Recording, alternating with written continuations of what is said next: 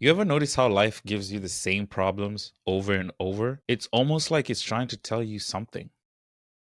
It's funny, I didn't really fully understand this pattern until I started to teach myself how to code. Because one thing I learned when you're learning how to code is the computer doesn't lie to you. If your input is wrong, the output will most likely be wrong every single time. And then one day it hit me. Our lives work the exact same way. We ask for clarity while we're inputting chaos. We say we want peace, but we're inputting overstimulation. We say we want growth, but we input the same habits that kept us stuck in our last season. And then at the end of the day, we wonder why the output feels off. Learning how to code really taught me something simple. You cannot fix the output without debugging the input. And that's what I want to talk about today because some of us aren't failing, we're just running the wrong code.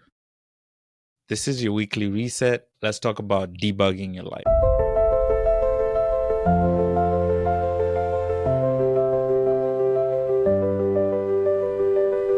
When I first started taking coding seriously, I was very raw, naive. I didn't really know what coding meant. I had never done programming a day in my life. And one thing that stood out to me is I really kept running into this tiny syntax errors. Syntax is pretty much programming language that the computer understands. And these little mistakes, they typically just broke the output.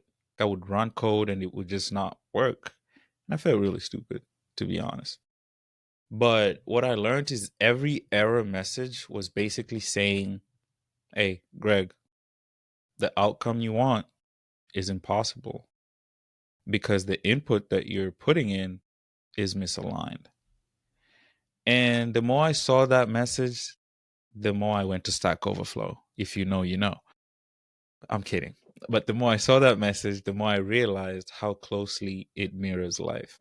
We say we want clarity, but every other day we are inputting chaos in our lives.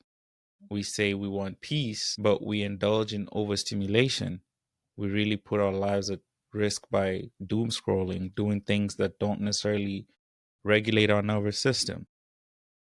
We say we want connection, but we're really avoidant. We don't put in the time to build community around us. We say we want focus, but we're so incredibly distracted, whether that's through addictions, self-sabotage patterns. It doesn't matter because at the end, we say we want growth, the biggest of it all, but we keep doing the same things and repeating the same patterns. This is not a formula for growth. This is just a formula for holding us back. And I came to realize the output is not really broken. We all work hard, we all try our best, but the syntax, the language that we're regulating our bodies, our nervous systems, our mental mind frames is broken. The syntax is broken. What I love about coding, though, and programming in general is that debugging is not a sign of failure. And for those who don't know, debugging is simply when your code doesn't run or doesn't give you the desired output. You go back and check the syntax and the code lines to see what you can debug, i.e., fix, to keep going forward. So, in a nutshell, it's feedback because it's feedback for you to run your code again so that you can get the desired output. And every pattern, every emotional trigger, every moment of self doubt, that's just life highlighting that specific line of code that needs to be rewritten.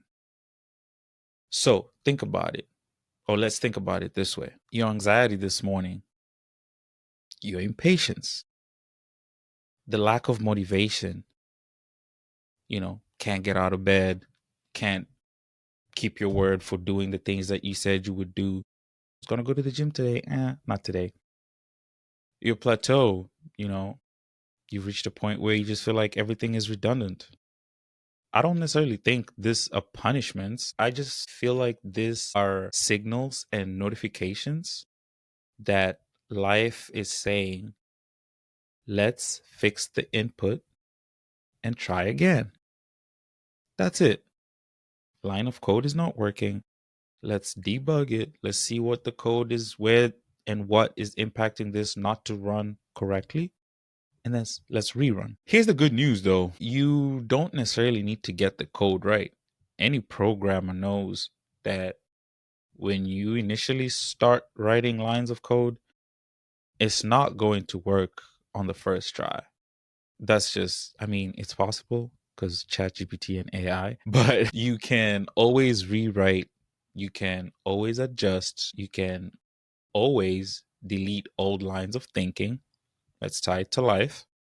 You can always optimize your habits and you can update the emotional software. It's very possible to update your emotional software that will no longer match the identity that you've been in your past season, but rather match the one that you're growing into.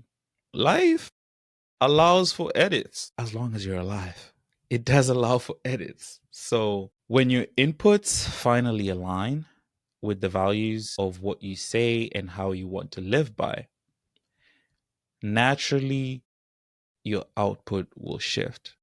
So if I wake up today and I stay true to my word of what I wanted to do and needed to do, automatically over a duration of time, my days are going to look different because I'm staying true to my word. And sometimes this happens very quietly, very effortlessly, and sometimes, honestly, almost instantly.